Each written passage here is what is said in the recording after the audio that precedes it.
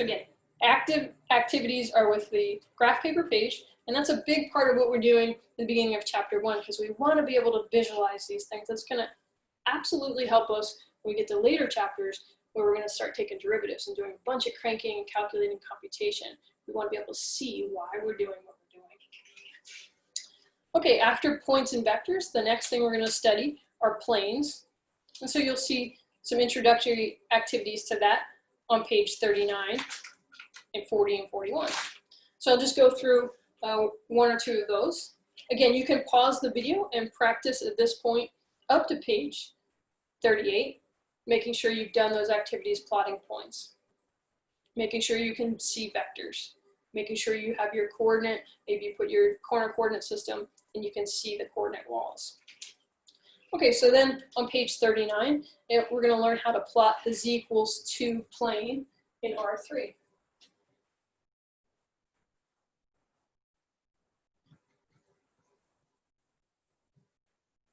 This is actually our a surface that we're going to talk about now.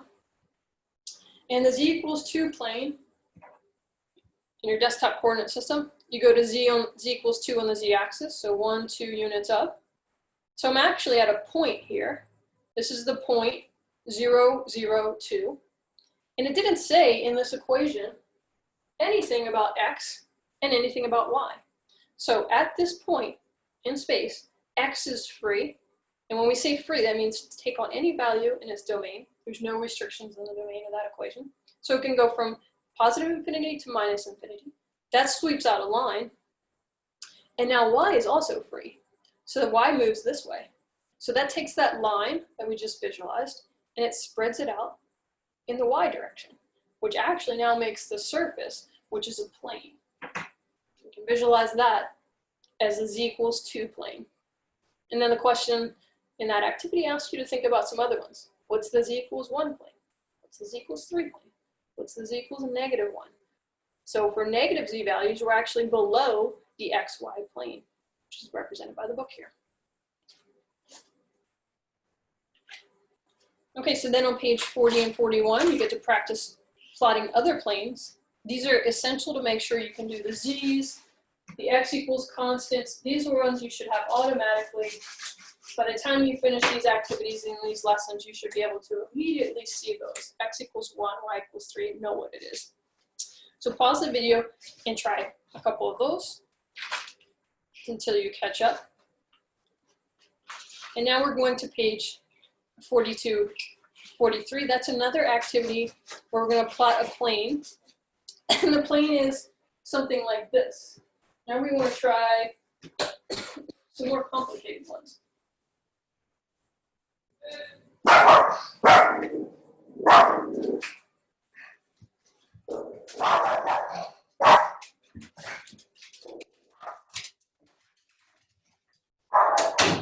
So the next plane we want to do is z=x and y=x.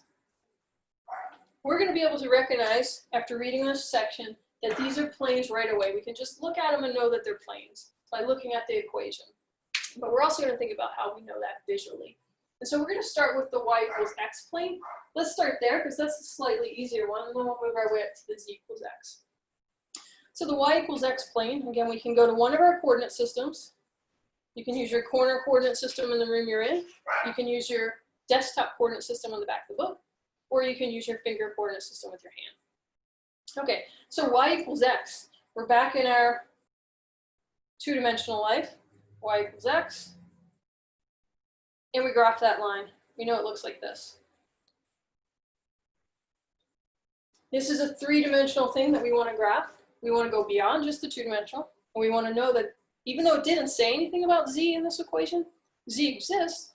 And so that means when we're back here in the xy plane, this line now extends. Z is free to go from positive infinity all the way down to negative infinity. So it actually creates this plane that we can see in front of us. It's a vertical plane.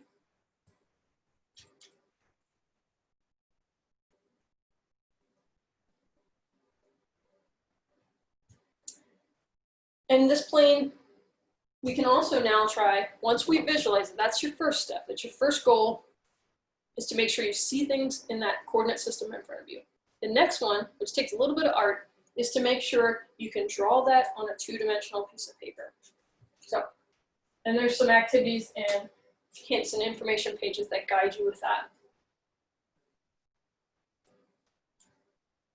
Okay, what we're representing here are our X, Y, Z axes, and really, of course, they continue on. This will be the negative X in this direction, the negative Y, and the negative Z. But it tends to clutter the graph, so we usually just work with the positive part.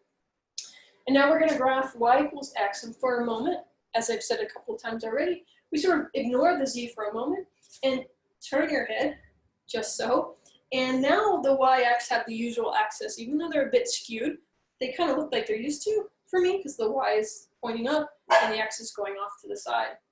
And so in this case, I want to graph the Y equals X line in this pivoted, turned, skewed set of XY axes. And so that actually looks like Y equals X might look something like this. And I'm going to skew it a little bit more. This is the line Y equals X. And then again, we're allowed to now incorporate the Z.